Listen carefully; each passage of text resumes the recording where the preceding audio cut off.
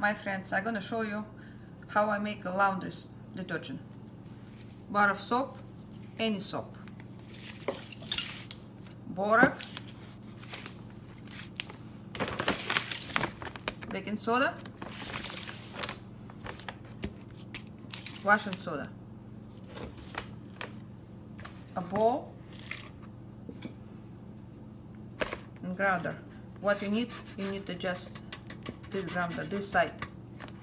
So 2 cup washing soda, 1 cup baking soda, 2 cups of borax.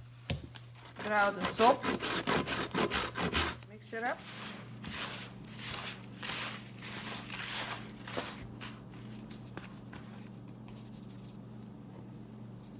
Added oil. I have lavender. Like 25 drops, maybe 30 drops. When you mix it, put a tight container.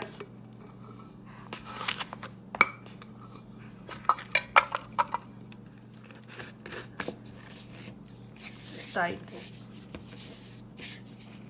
Lid. So it's ready. It's great for white. It's great for color cloth. No problem to soak it.